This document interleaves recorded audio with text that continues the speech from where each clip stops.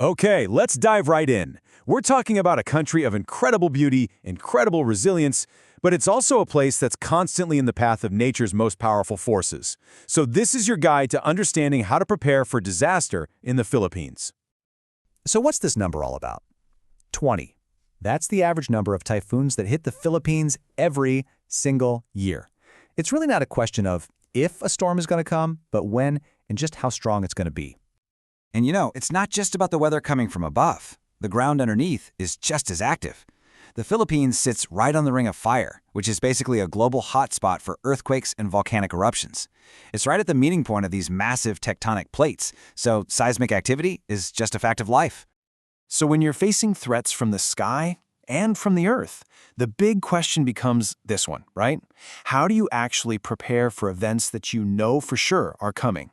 How do you build a whole nation that can withstand the inevitable? To answer that, first we've got to wrap our heads around the full scope of the challenge. Let's take a closer look at the specific reasons that combine to make the Philippines a nation that has to be, well, always on alert. What's really critical to get here is how these things all stack on top of each other. I mean, being a country made of over 7,600 islands makes getting help to people during a disaster incredibly complex. Sitting on the Ring of Fire means that constant earthquake risk. Being in the typhoon belt guarantees powerful storms, and that tropical climate means those storms just dump a ton of rain, which leads to massive floods and landslides. It's really a perfect storm of geography and climate. But here's the crucial part. Modern disaster management isn't about just waiting around for bad luck. It's a science. And it all starts by decoding what disaster risk actually is. So here's the official definition, but the key word here, the most important one, is potential. That means risk is something we can measure, something we can understand, and therefore something we can manage. It's not just fate. It's a variable that we can actually influence long before disaster ever strikes. So how do we measure it? Well, it boils down to this simple but incredibly powerful formula. Disaster risk is just the product of three things: hazard, vulnerability, and exposure. The magic is, if you can reduce any one of these factors, you reduce the overall risk. So let's break them down. First up, the hazard. This is the natural event itself, the typhoon, the earthquake, you name it. We can't stop a storm from forming or the ground from shaking, right? This is the part of the equation we can only really forecast and monitor. Second is vulnerability.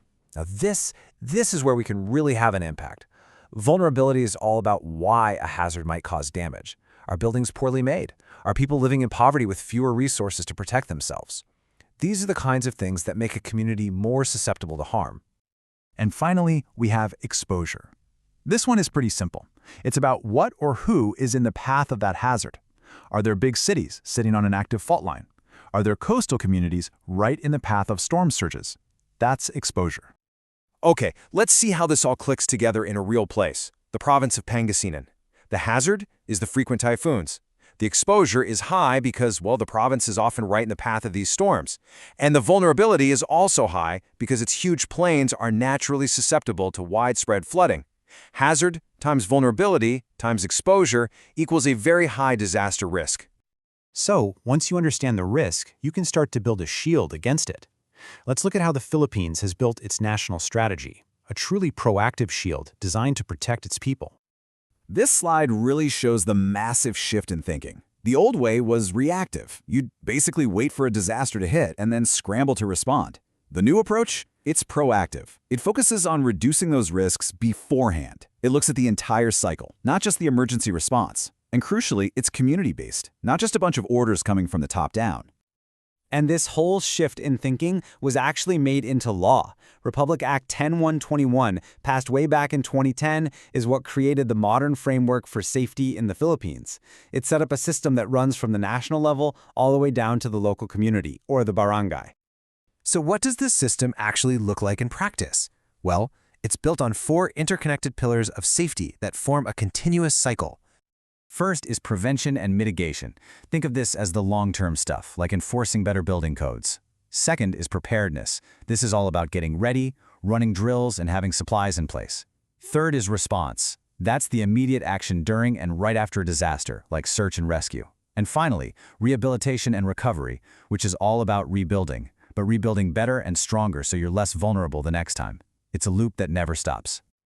Okay, we've seen the national strategy, but disaster preparedness really starts at home. So what does all of this mean for you and your family? Let's get into your personal survival playbook. The single most important thing you can prepare is a go bag, or a 72-hour survival kit. So why 72 hours? Because that's often how long it can take for emergency services to reach you after a major disaster. For those first 3 days, you need to be able to take care of yourself. And this is what needs to be inside.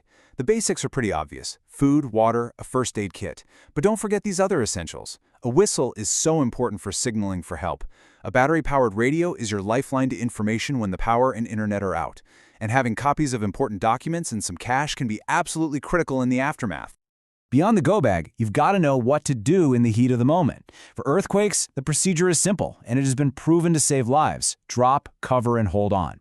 Drop to the ground. Take cover under something sturdy, like a desk or a table, and hold on to it until the shaking stops. You should practice this until it's pure muscle memory. We've covered the risks, the national strategy, and your personal playbook. So we're going to end with this, and this is not a theoretical question. Knowing all this information is the first step, but taking action is what actually saves lives. So what is your family's plan?